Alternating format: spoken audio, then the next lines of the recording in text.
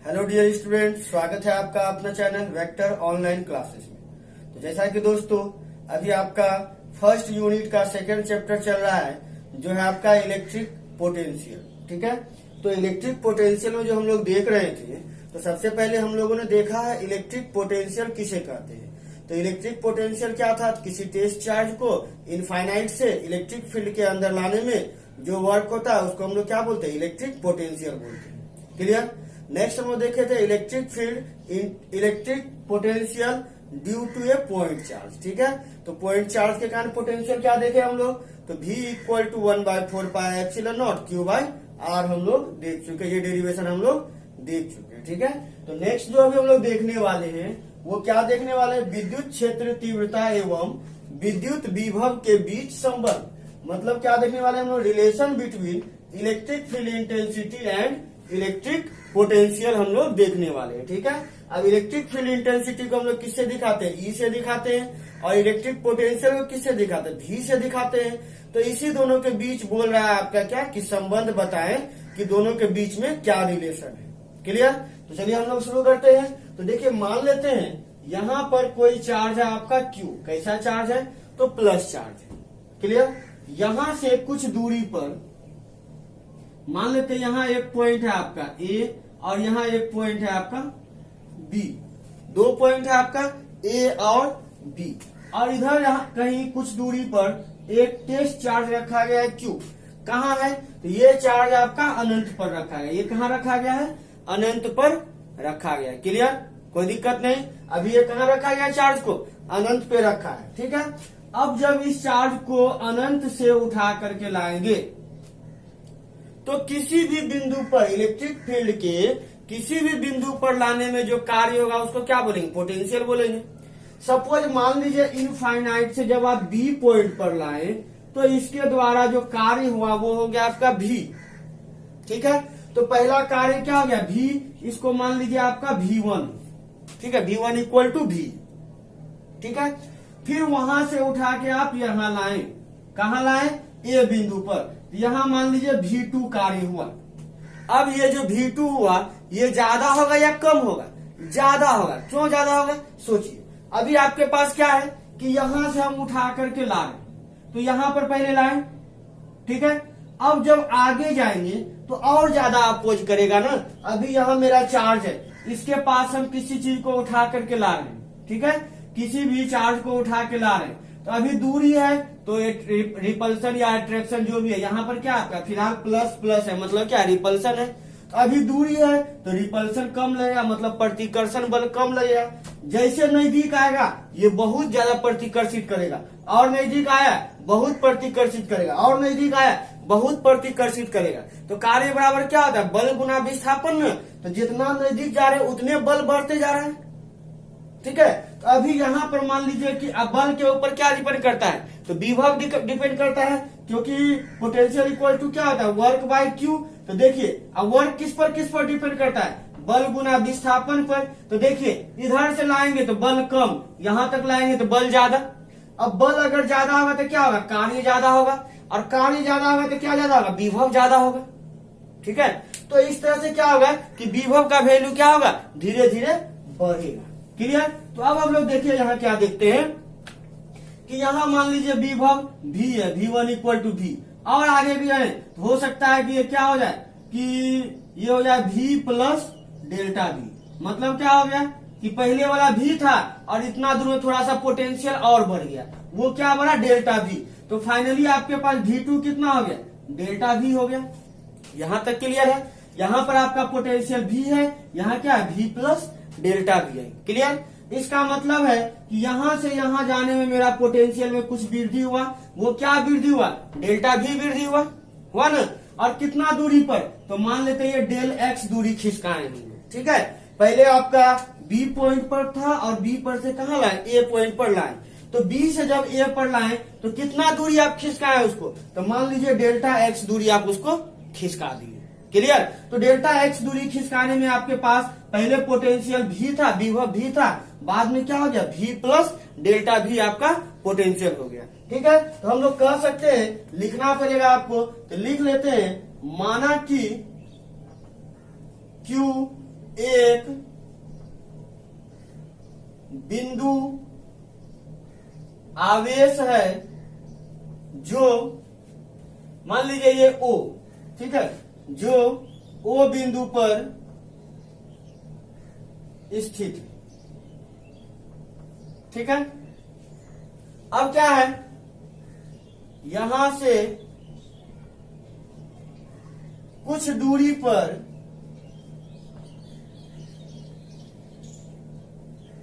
एक दूसरा बिंदु A तथा B है, जहां अनंत से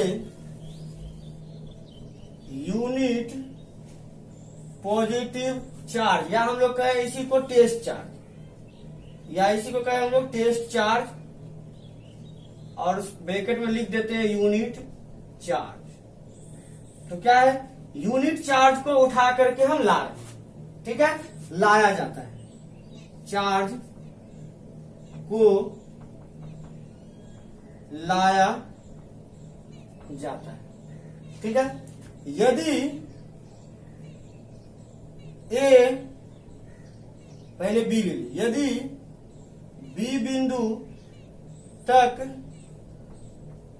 लाने में विभव V तथा B बिंदु तक लाने में विभव V प्लस डेल्टा V हो। पहले क्या था आपके पास, यहां तक V था, अब क्या हो गया, V प्लस डेल्टा V, ठीक है। एवं A से B की बीच की दूरी डेल्टा x तय करने में यूनिट चार्ज द्वारा किया गया कार्य यदि डेल्टा W हो तो। अब क्या बोल रहे हैं हम लोग कि यहां से यहां तक आने में किया गया कार्य क्या है, डेल्टा W है। सॉरी, यहाँ A से B नहीं, B से A हो जाएगा, क्योंकि B से हम लोग A की तरफ ले आ रहे हैं। क्लियर, ये हो गया। तो इस स्थिति में पोटेंशियल डिफरेंस की बात करते हैं, तो पोटेंशियल डिफरेंस, ठीक है, पोटेंशियल डिफरेंस कितना होगा, तो final potential minus initial potential, तो बाद का पोटेंशियल क्या है, V, या ऐसे कहिए V2 माइनस V1। V2 का वैल्यू क्या है, V प्लस डेल्टा V, और V1 का वैल्यू क्या है, V। तो देखिए ये वाला V, ये वाला V आपका कैंसिल हो गया, तो क्या हो गया, डेल्टा V, ठीक है। यहाँ पोटेंशियल डिफरेंस कितना हो गया, PD, ये हो गया डेल्टा V। पोटेंशियल डिफरेंस को हम लोग विभवांतर बोलते हैं, ध्यान में रखिएगा, ठीक है। ये क्या हो गया, डेल्टा V। अब हम लोग क्या करेंगे, अतः B से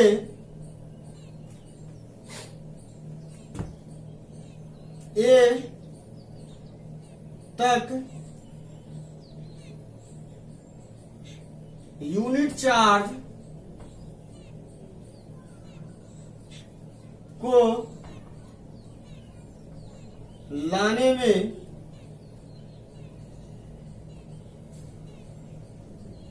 कुल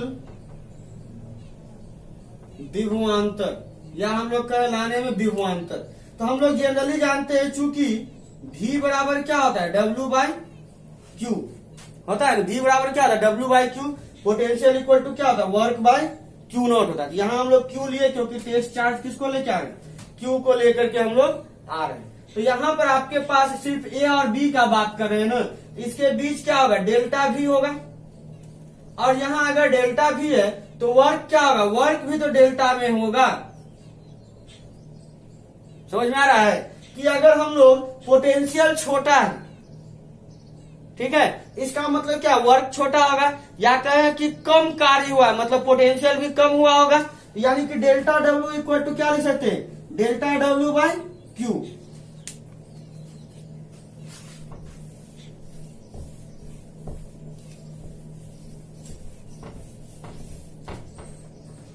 अब देखिए, चूंकि W इक्वल टू क्या होता है, फोर्स इंटू डिस्प्लेसमेंट, तो इसीलिए यहां जो आपके पास डेल्टा V है, यहां है W, तो W इक्वल टू क्या लिखेगा, फोर्स इंटू डिस्प्लेसमेंट। तो अगर हम लोग बात करें यहां पर फोर्स, तो इस दोनों के बीच मान लीजिए कि फोर्स आपका लग रहा है F, ये हो गया F, इस दोनों के बीच डिफरेंस कितना है, डेल्टा X, तो ये हो गया डेल्टा X, ठीक है, बटे Q, ठीक है। यहां लिखना पड़ेगा, जहां F बराबर यूनिट टेस्ट चार्ज को 20 से A तक लाने में चार्ज के ऊपर लगने वाला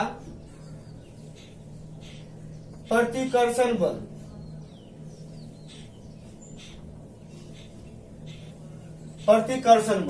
क्लियर। अब एक चीज और देखिए, क्योंकि हम लोग यहां से यहां लाएंगे तो बल तो लगेगा ही ना, प्रतिकर्षण बल, क्योंकि ये क्या करेगा, उसको प्रतिकर्षित करेगा।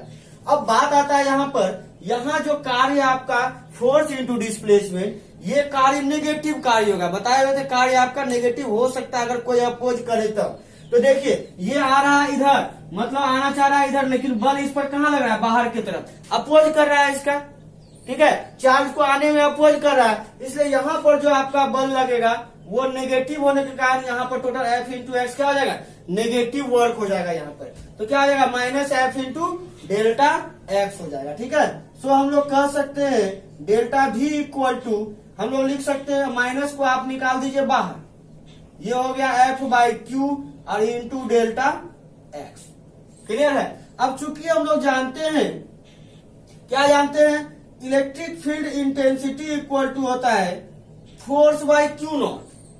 तो यहां देखिए फोर्स बाई क्यू है, तो फोर्स बाई क्यू को इंटेंसिटी हम लोग लिख सकते हैं, तो इसीलिए डेल्टा V बराबर लिख सकते हैं माइनस, इसको लिख सकते हैं इंटेंसिटी, क्योंकि F बाई क्यू नॉट को क्या लिख सकते हैं, इंटेंसिटी, क्योंकि क्यू नॉट जब दिया जाएगा तब, यहाँ पर आपका क्यू दिया है ना, F बाई क्यू, इसको क्या लिख सकते हैं, इंटेंसिटी और इंटू डेल्टा एक्स।